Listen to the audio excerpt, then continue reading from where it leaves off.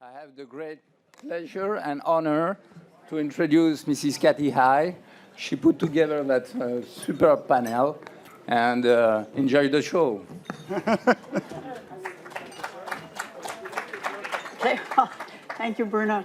So I'm Kathy High. I'm the president and head of R&D at Spark Therapeutics, which is a gene therapy company based in Philadelphia. By training, I'm an internist and a hematologist, and for many years I was on medical school faculties because that's where gene therapy was mostly being developed. But in 2013, we spun our unit at CHOP largely out of the hospital and into a company called Spark Therapeutics. And in 2017, Spark received FDA approval for the first gene therapy for a genetic disease in the United States, a drug for an ultra-rare form of inherited blindness. So I'm going to make a few introductory remarks here and then ask the members of the panel to introduce themselves. So let me just start by reminding all of you that clinical gene therapy began in 1990 at the US NIH in a trial for a rare form of immunodeficiency, ADA SCID. The next 2 decades of research in clinical gene therapy were characterized by a number of setbacks, but also by identification of problems and steady building of solutions for those problems. And in 2012, the first gene therapy product for a rare inherited lipid disorder was approved in Europe in a category called conditional approval. Over the last 4 years, additional products have gained approval, including Strimvelis, a drug for ADA SCID, and one of our panel members here was instrumental in all of the clinical research involved in the approval of Strimvelis. Luxturna, which I already mentioned, for a rare form of inherited blindness. And this year, approval of a drug for spinal muscular atrophy here in the US, and a drug for beta plus thalassemia in Europe. Coming along behind all of these approved drugs are a number of trials in various stages that address diseases that affect considerably larger numbers of people, including trials for gene therapy for hemophilia, for Duchenne muscular dystrophy, and for sickle cell disease. And I think that the products that are already approved and those in development suggest at least 2 powerful contributions of gene therapy, types of therapeutic contributions of gene therapy. The first is the ability to develop drugs for classes of diseases that have never had a treatment. And the other is the power to demedicalize the management of diseases that today demand disciplined adherence to a complex medical regimen. So for example, in thalassemia, the need for chronic transfusions and the need for iron chelation therapy to prevent the complications of the chronic transfusions. Or for spinal muscular atrophy, the need for recurring intrathecal injections. So based on the amount of activity that's going on in the cell and gene therapy space today, I think that one could surmise or hypothesize that we've reached an inflection point here similar to what monoclonal antibodies reached in the mid-1990s. So I'm going to ask the panelists now to introduce themselves, beginning on the right with Dr. Marks.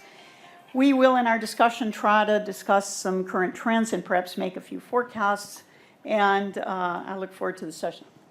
So thanks. Thank you for hanging in there all day. I'm Peter Marks from FDA. I actually did medical scientist training and have my MD PhD from NYU, so this area right here is somewhat familiar to me. I went on to do hematology oncology fellowship, so this is the hematologist table at Brigham Women's Hospital in Boston. I then was on staff there for a while before going to work in industry, and I worked at a rare disease company, or relatively rare disease company, Genzyme, and then later on worked at Novartis. And then went back to Yale and cared for leukemia patients and helped run the clinical services of the cancer center there for about 6 years prior to going to FDA about 8 years ago now. And I took over as the center director of Center for Biologics about 3-4 years ago. Okay, I'm Grazia Roncarolo. I'm a professor at Stanford University a pediatric immunologist by training. I started to work in stem cell and gene therapy when I was still in my medical training, and with the idea that I wanted to cure incurable diseases, and especially focusing on blood and immune system.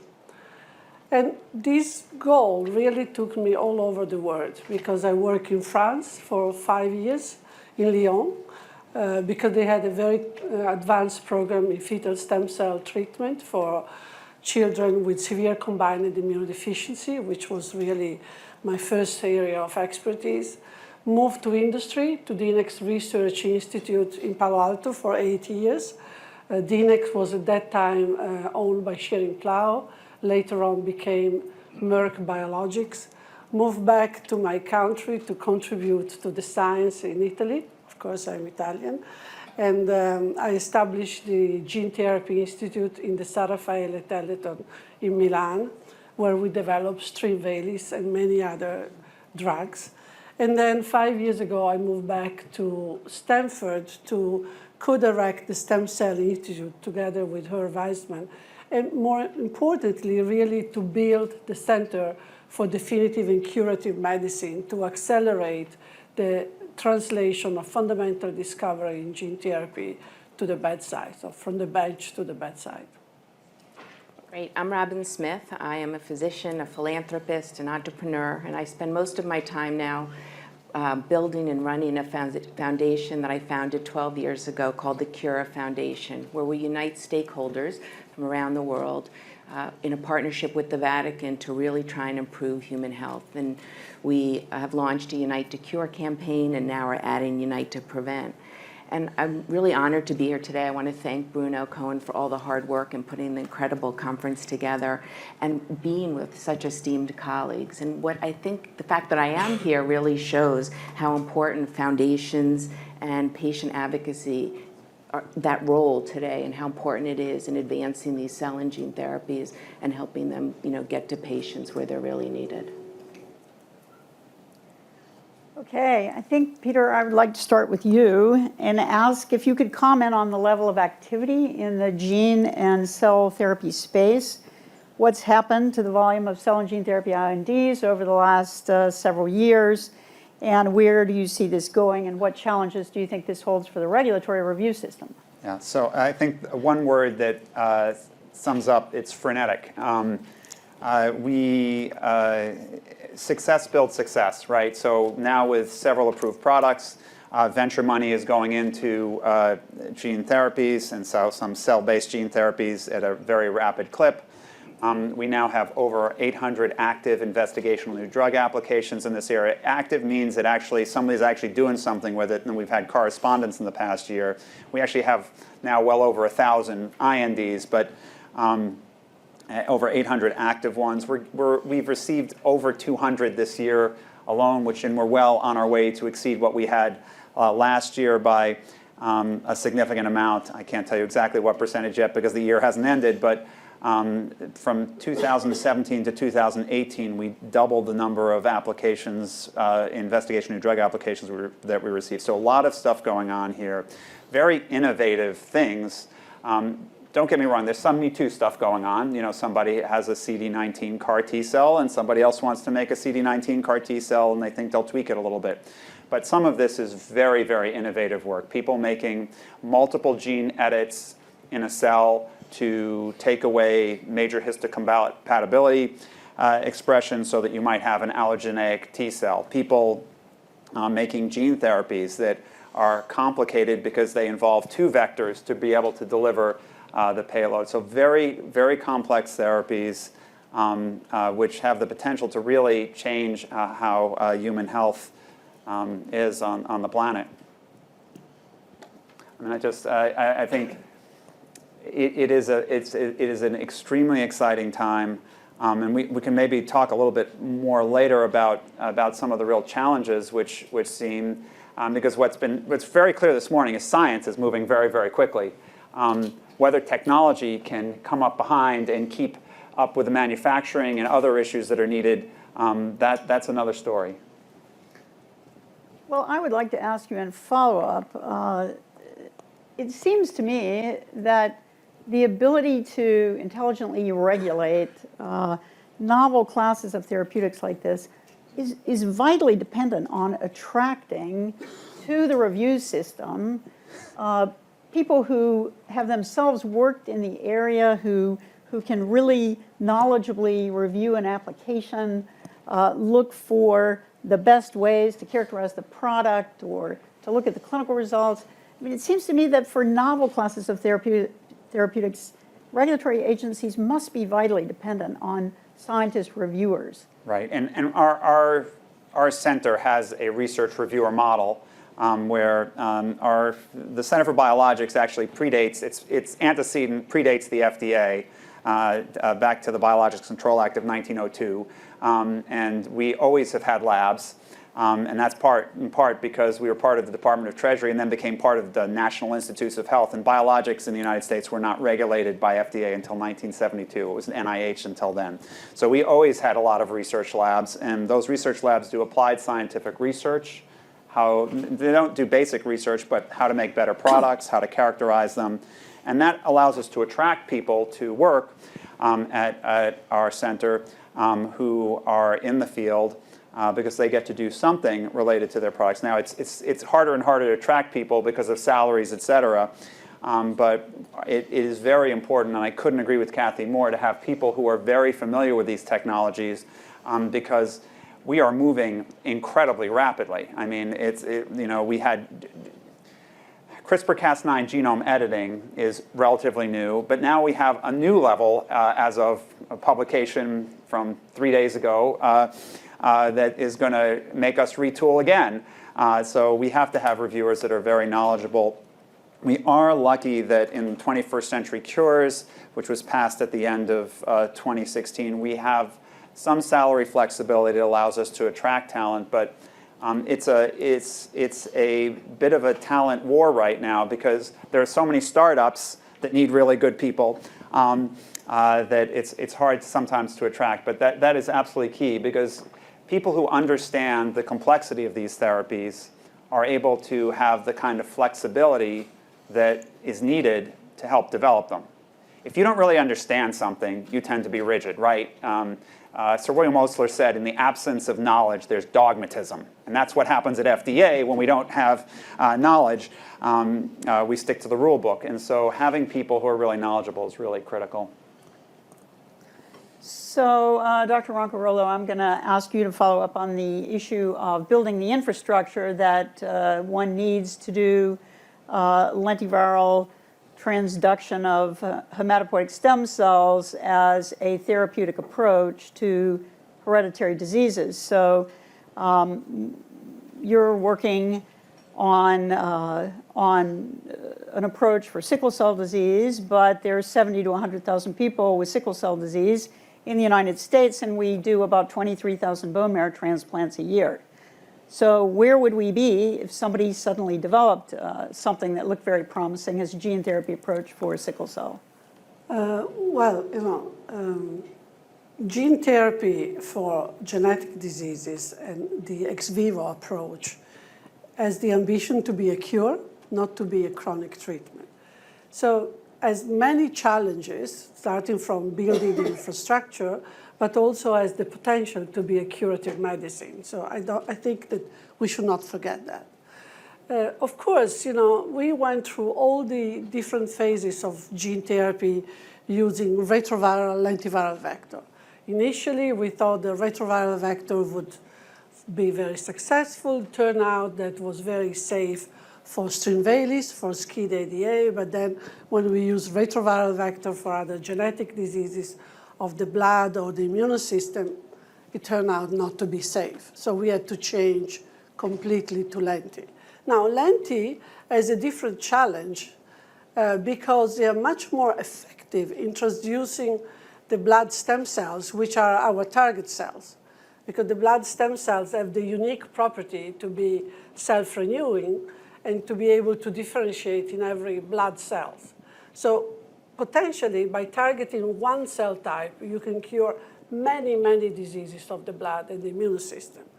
But when we move from the retroviral vectors to the lenti, the challenge is that we cannot manufacture lenti in large scale. So basically, still today, when we manufacture a lentiviral vector, we have small lots that can treat small number of patients. Not to talk about the fact that we need to collect the stem cell from the patient, engineer them in the lab, in the GMP facility, according to good manufacturing practice, and then reinfuse the cells. So that's another level of challenge compared to in vivo gene therapy. And so this is really a patient-customized therapy. And then the last challenge, that once you succeed in developing this therapy, you have to think, what is the business model to manufacture and commercialize this product for under 1,000 of patients? So I think that academia has dealt with these problems in different ways than industry.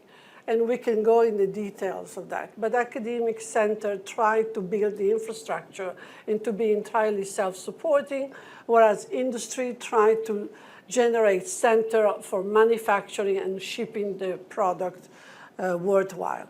Whether either model is correct, we will see when we go from 20 patients to 100,000 patients.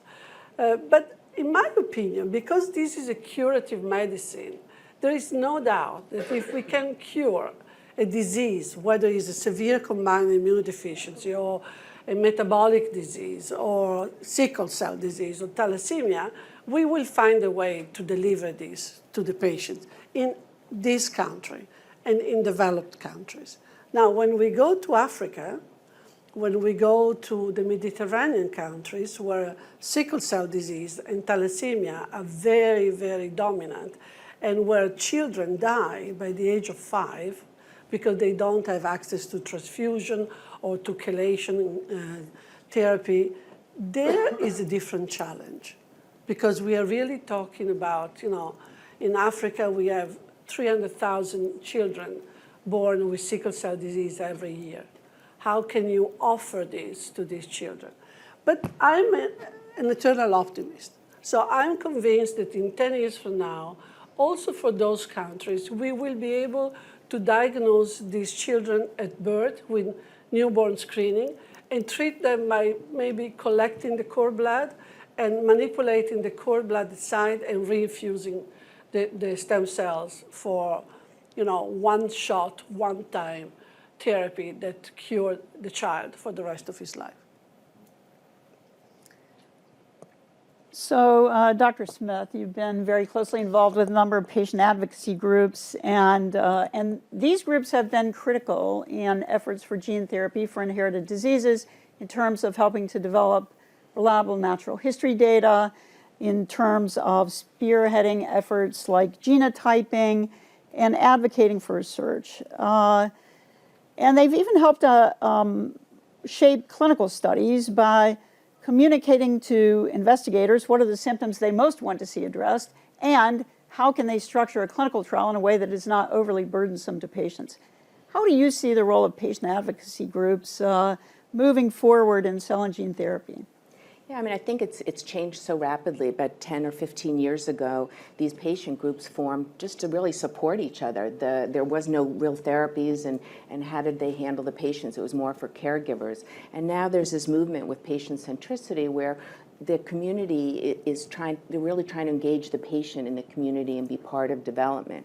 And I think you had great points there, where if you have Duchenne muscular dystrophy and severe cases are not going to benefit from a 6-minute walk test as the endpoint, they're going to benefit from having the upper body, strengthening from those therapies. So it's helping to determine what's important to the patients and what the developmental priorities really should be. So we need that feedback from the patients as we're developing. And since there aren't many, especially in the rare diseases and the ultra diseases, there aren't a lot of patients, you don't have a lot of information to come from. So it's very important to get information and get it quickly. And without the patients, you can't do that. And we saw with Michael J. Fox a perfect example.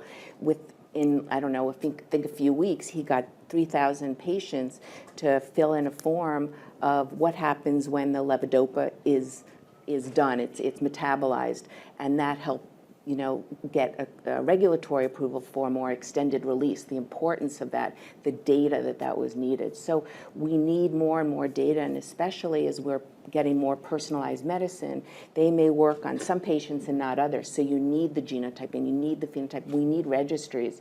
And without the patients being part of that and the data being followed and the patient information, you're not going to get what we need. And it's going to be difficult. And so some of these cases, you have to go all over the world to really get engagement into the trials. And we need those patient advocacy groups to help us so that the therapies can get to the patients before their demise.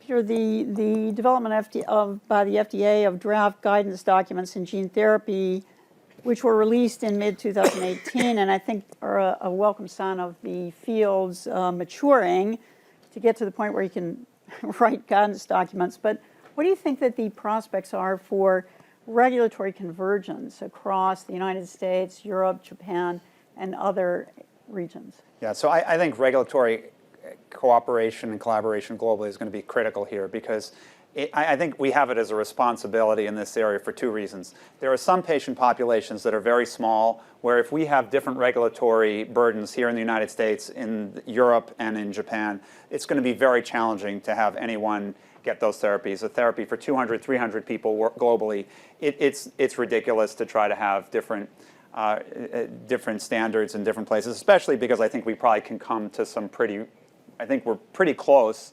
in what might be needed. So I think that dialogue is something we're very actively engaged in. And in fact, we have an ongoing dialogue with EMA and some other partners on that, and we'll actually be pursuing that relatively vigorously over the coming months, including working with WHO on some projects. The other reason why it's so critical is because this is an area where, as mature regulators, we need to take tremendous leadership. This is not an area for bargain basement drug manufacturer. These products have to be made correctly, because if they're not, I don't know about you, I don't want to be getting my gene editing technology from the bargain basement discount center. I want to get it from someplace that is going to make sure they're making it with the highest possible quality. Because if we do have something like that, it will not, it's terrible that, and don't read that. If you go to read that book, you're going to on the generics, it is scary. But WHO will tell you that about somewhere on the order of 35% or 40% of medicines that go into Africa are substandard, or have substandard potency, or not, or just fake. This is a problem because fake would be okay, right? If there's nothing there, it's not a problem. But you don't want stuff that's not actually what it says it is in this area. So we really, as mature regulators, have to make sure we do a good job working together to set a very good example for other countries in this area, and potentially to have to consult with them so that they understand what's at stake here. Because bad genome editing could really put the whole field in a very dangerous place. And it won't matter that it's happening in some Asian country or in Africa. It'll come back to haunt us all. Interestingly, the gene therapy drugs that are approved today, a number of them are approved in Europe but not in the U.S., or approved in the U.S. and not in Europe. And so it says to me that there's a ways to go on this goal of regulatory convergence. There probably is a ways to go. There also is probably an acknowledgement that there are certain things that have a different amount of in terms of just epidemiology. Beta thalassemia is a bigger issue in Europe than it is in the United States. Don't get me wrong, beta thalassemia is important in the United States, but there are many more beta thalassemic patients in Europe. And it is true that the way our way of doing things at FDA is it's come to evolve to, yes, it's safety, efficacy, but ultimately it's benefit and risk and the residual uncertainty. And that some of that depends on the needs of the population. So I'm not trying to defend the fact that it would be nicer if we were harmonized, because it would be nice to get there. But I think that we're going to be my guess is we'll be months to a year off on some of these, not not a decade off in different places. And ultimately, it would be nice if if there could be a harmonized. I'm the first to say I'd love to see it be much more harmonized, especially because I feel like it's our duty for the rare diseases. That's what will help get things to patients. Ultimately, we want to see these therapies get to patients, and that's the same reason why I get on a high horse sometimes about why it's so important that we work on manufacturing, because the only way these costs of these therapies are going to really come down so that you can actually start to use these things widely in Africa is if we really work on the manufacturing to bring down the costs. For anyone who knows, the costs of these products are very, very significant because of the inefficiency in manufacturing them. So we need to make some headway there. Okay, that's for sure. Well, Dr. Roncarolo, let me ask you to reflect on some of the work that you did in the development of the product for metachromatic leukodystrophy, and success really came as a result of being able to identify the pre-symptomatic children who were the younger siblings of patients who had gone on the often difficult diagnostic journey of eventually having their disease, metachromatic leukodystrophy, diagnosed. Do you foresee that drugs like Strimvelis and a potential drug for metachromatic leukodystrophy will need to go hand in hand with more extensive newborn screening? Yes, and I also want to come back to the genome editing later. Okay. So, first of all, I want to just to clarify, when you target the blood stem cells, you can do it to fix a genetic disease, what we call a defect in a single gene, monogenic disease, like severe combined immunodeficiency. And the idea is that you deliver this gene to the blood stem cells, and eventually the gene will be present in the progeny, in the differentiated lymphocyte of the immune system, and will fix the problem of the bubble boy disease. For the metachromatic leukodystrophy, the approach is completely different. We use the blood stem cells as a carrier, as a Trojan horse in the nervous system to bring the enzyme that is missing. And the principle of this therapy is that the stem cell that delivers the enzyme will differentiate in macrophages, eventually myelin, and will produce the enzyme locally in the brain and cross-correct the neighbor cells. So this is the principle of the efficacy of the therapy. And the sooner you go there, the better it is for a number of reasons. First of all, very often these damages we have in the peripheral and central nervous system are irreversible.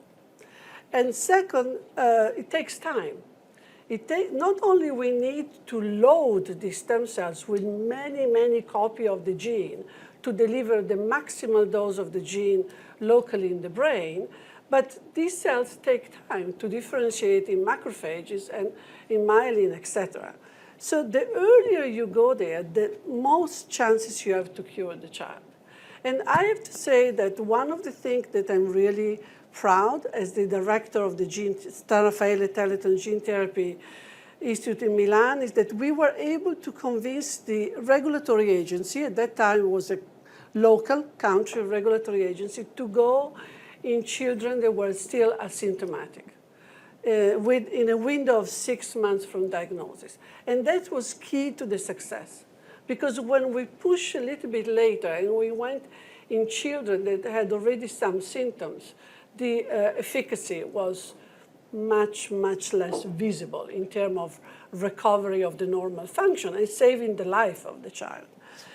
So there is no doubt in my mind that there are two things that are going to happen in the next decade. First, newborn screening. In this country, we already have newborn screening for SCID in, I think, 52 states. In California, for example, we have newborn screening for metachromatic leukodystrophy and many other lysosomal storage diseases. We are developing newborn screening for genetic diseases of the immune system that lead to autoimmunity, including type 1 diabetes, Crohn's disease, etc. So this will happen. And in principle, you can think that when you have a newborn screening, if you don't have to use chemotherapy, which is what we still use today, you can treat the child in the first months of life. And for diseases that are really already damaging the fetus, in principle, you can treat in utero. Remember, we did 20 years ago fetal stem cells in utero. Of course, the technology was not optimal, but we will go there. But I want to say one thing about gene therapy. Of course, our leading program in gene therapy at Stanford is in genome editing for sickle cell disease, and Matt Porteous is the PI. And this is a revolution compared to what we are doing today. Because when we talk about lentiviral vector or retroviral vector, I always say, I'm from Torino, it's a car city. I always say is to put the light in the car and the third light. And you land this third light anywhere in the car, randomly. So genome editing is really molecular surgery. You remove the defective light and you replace it with the correct light. It's a different dimension. And there is no doubt that is the future. And there is no doubt, as Mark said, that we need to do, Dr. Mark said, that we need to do everything possible to regulate that. But my experience with the retroviral vectors is that no matter how much we do in preclinical model of disease in the mouse, and no matter how much we do in large animal models, which very often are not disease models, the patient will teach us how to move forward. And that's why we have to be very careful. We have to go step by step, and we have to try to predict every possible unexpected effect. But the patients will tell us if we are precise in the genome editing, if we can get away with a small number of off-target editing, etc. That's my personal opinion. So, Dr. Smith, I'm going to ask you about what do you see as a way forward for individuals affected with diseases that are so rare that it is unlikely that they are going to attract the efforts of most drug makers. And maybe I'll ask Dr. Marks to comment on that afterwards in terms of diseases that affect very small numbers of patients. Well, certainly we've seen a lot of examples where parents of children, mostly who have these diseases, are starting companies, starting foundations, and really working hard to get to the cures for their children. And hopefully we can learn from some of the other therapies that are under development, underway, so that it's not really starting from scratch. So we need a better approach to sharing of information in disease. And I think that's going to be critical. And then, of course, to get through the process, if there's really few patients, how do you get them into the trials? And that I would ask Dr. Marks, is there a way to maybe have the regulatory bodies of different countries work together on these type of diseases so that you can get through the trials and get the information more quickly? I mean, the other thing that I always hope before you start is that clinical development timelines will eventually shorten for different types of gene transfer technology, and that the road will be more straightforward and more doable for foundations or patient groups who are seeking to develop therapies for very, very, very small indications. Yeah, so thank you for this. Is a great question. I mean, this is what keeps me excited about going to work every day is exactly this question, because I think right now we're good. This is my fun analogy. This is the tall venti and grande problem. Right now we're really good at grande gene therapy. Middle-sized things, 200 to a couple thousand. We're spot on. Probably we'll get to venti because the Novartis, Pfizers of this world will scale up in the coming years, and they'll figure out ways, hopefully, to scale up operations. Although I'd still put it to you that there's still a lot of work to be done there. But the really big problem is in this tall size, or even the smaller than tall size, where you want to make anywhere from 1 to 100 doses of a gene therapy for use. And that's a real challenge. And we are in the process of really thinking hard. We have actually a work group that's been put together at FDA recently to look at how to how to deal with these N of 1 to N of a few dozen therapies, whether they be antisense therapies, gene therapies, or cell-based gene therapies. And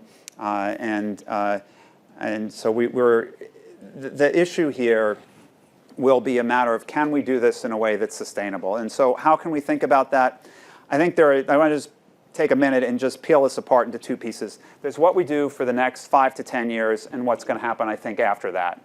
For the next 5 to 10 years, I think we're going to need to find ways that we can actually facilitate at FDA the efficient development of products that are not going to be commercially viable. And that means finding ways to really streamline the clinical development, how to reuse vectors and kind of have vector master files so that people don't have to constantly file the same regulatory information, to allow investigators to use essentially things like master protocols so they don't, the innovation which comes out of academic labs, people reinvent the wheel over and over again, where our goal is to just basically have a pathway that people can just plug into. And we can envision that for some of these products, they'll be under perpetual IND. Believe it, and you can say, Dr. Marks, that's a new regulatory pathway. No, it's a very old one. If you get bitten by a snake, you're going to probably get a product that comes under perpetual IND from some zoo somewhere that's made of snake antivenoms. Many of them, the specific ones, are made and they're under perpetual IND. So it's not something radically new. So we're going to look to try to make these products available. Plus, we also have a collaboration going on with NCATS and NIH where it's in the early stages of trying to put together a public-private partnership so that for some of the rare diseases where there's not commercial interest in making these gene therapies, we can try to find a way forward, not just to make enough for a clinical trial, but then to make it's kind of end-to-end management.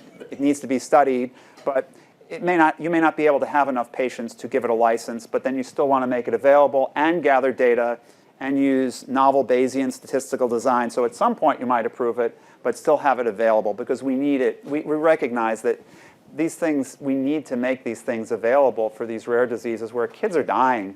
And it's very hard to say, well, we have the technology, but we just can't get the product out there. So I think that's the short term. The long term, for those of you who want a good investment idea, find somebody that wants to make automated adeno-associated viral vectors is probably the lowest hanging fruit.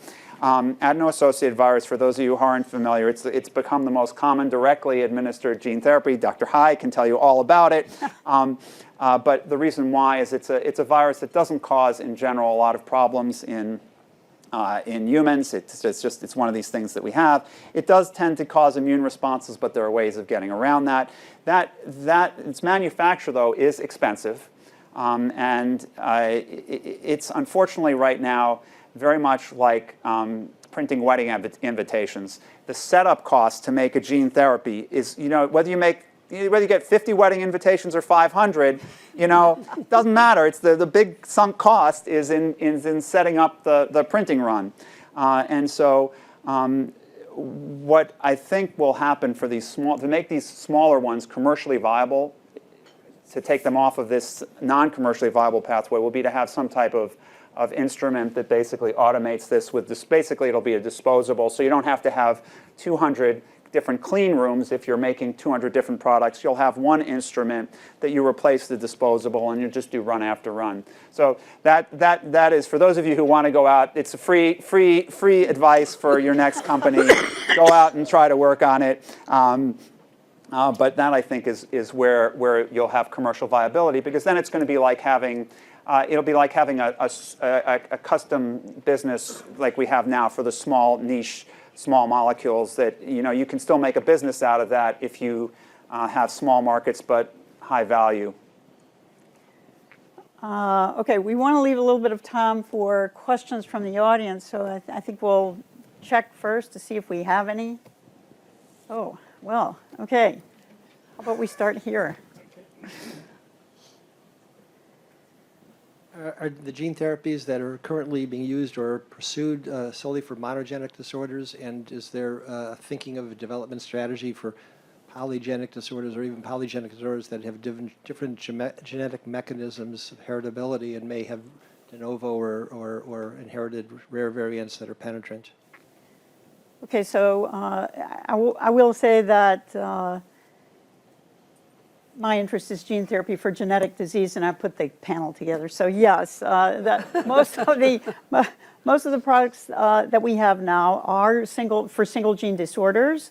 Of course, the CAR T-cell products are for the complex acquired disorder cancer, but there is certainly an interest in extending genetic gene-based strategies to other complex acquired disorders, and there have already been trials for congestive heart failure, age-related macular degeneration, and so forth. But people are definitely thinking about gene-based approaches to complex acquired disorders, and I think that, as we heard this morning, the availability of big data sets that may allow us to stratify populations to populate the trial with people most likely to benefit from a certain gene-based strategy are likely to increase the probability of success of those. But to date, other than CAR T-cells for cancer, I think cell and gene therapy has not yet been successfully applied in terms of an approved product to complex acquired disorders. But it's definitely on the radar screen. I think part of the issue here is that when you have monogenic disorders,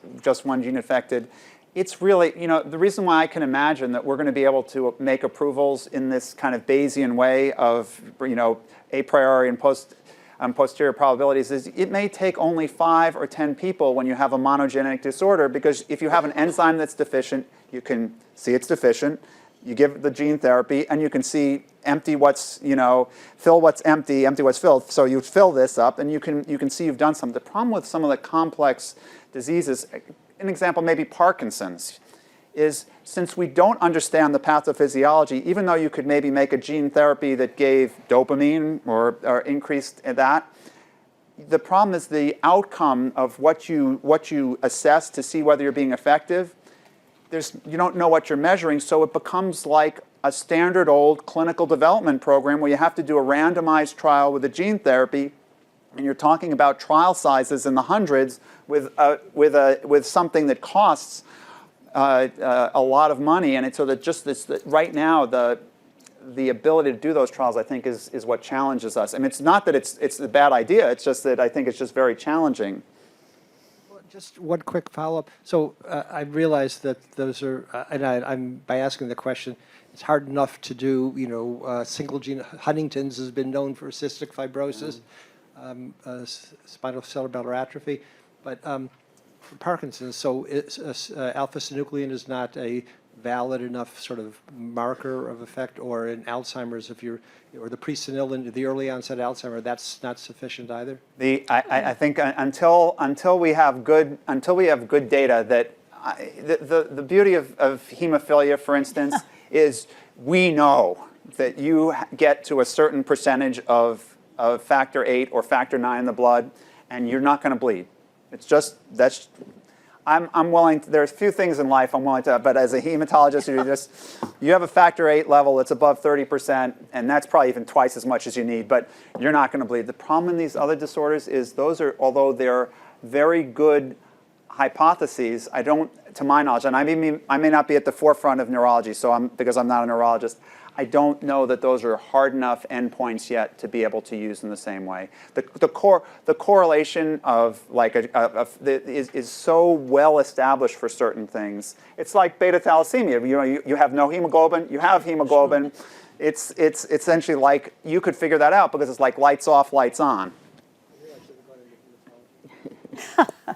Neurology is I would just say this, my heart goes out to anyone with neurologic diseases because we have such a rudimentary understanding of so many of them. So neurologists, I admire you. Okay. Yeah, Udo Palm Alagan. So listening to that discussion, so we talk about rare diseases, we talk about more common diseases. So thinking about, if you really think through the concept of personalized medicine, which is, our understanding is improving there, the more we understand the complexity of biology. Aren't ultimately most diseases becoming rare diseases? Because what we are currently doing is a logical, I have always had a logical issue with that we generate a population mean from n equals 1,000, then we take that mean and apply it to n equals 1.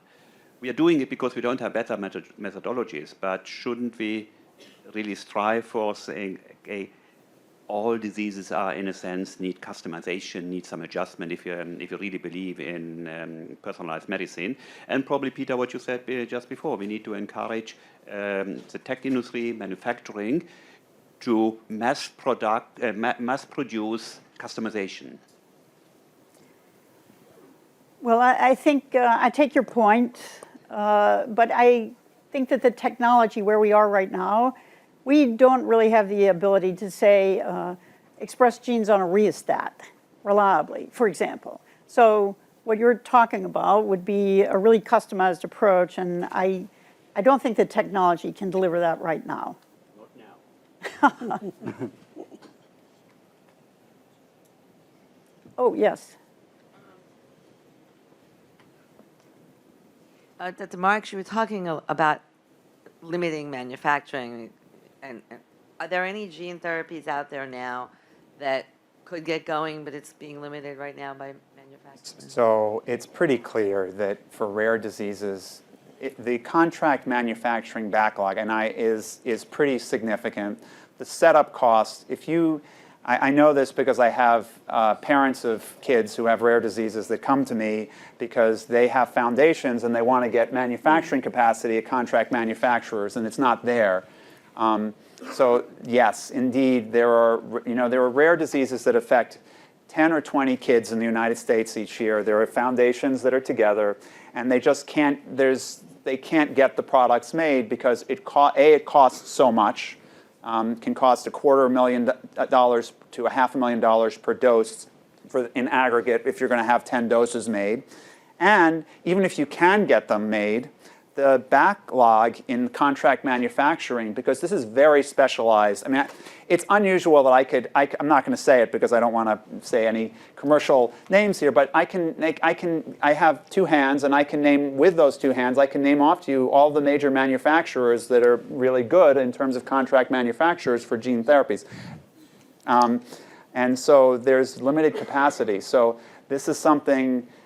It's highly specialized, it's expensive, the margin is not what it is. I mean, if you had a choice between making a small molecule and making a gene therapy, your margin is going to be larger on the small molecule. So it's a challenge here. And the tolerance for making a mistake for small molecules or even proteins is very different than for gene therapies. So it is a challenge, and it's something that I think we have to rise to address.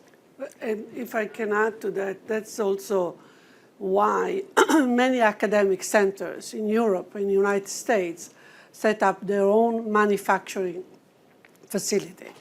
Because especially if you work in rare diseases and you have to rely on CMO, it's a very challenging. So my response to that too is that one of the reasons for trying to centralize some of this is that every time we set up something to make 10 or 20 doses of something, instead of using one facility which does that multiple times, it's again more sunk cost into equipment that doesn't get used fully. So that's part of the reason for really thinking about how we could do this in a consortium approach. Not that we shouldn't have academic lab. Please don't take it that. Don't. We should have lots of academic, because innovation about manufacturing comes from labs like yours. And it's really important. What's gone on in Stanford, University of University of Pennsylvania, et cetera. Okay. Gene therapy in not rare diseases. Where are we there? Moving forward. Well, there are plenty of not rare diseases that you could address with gene therapies. The problem there is, it was already kind of alluded to, that you simply can't make enough of the gene therapy. Conceptually, a gene therapy that would take all of our cholesterol in this room and knock it down by half is totally possible. The problem is that we couldn't make it in a scalable manner to be able to use because of the kind of doses that you need to give to an adult. Maybe you could get away with it if you treated, that's the beauty of trying to treat, because these are given on per kilogram basis, so much easier when you have a 2 kilogram baby than when you have a 70 kilogram, I don't even want to gather what the average weight is in the United States anymore, but I will say it's still 70 kilogram adult. Okay, I think we have to wrap up. We're out of time. I think that this concludes our panel then. So. Thank you. I'm going to ask.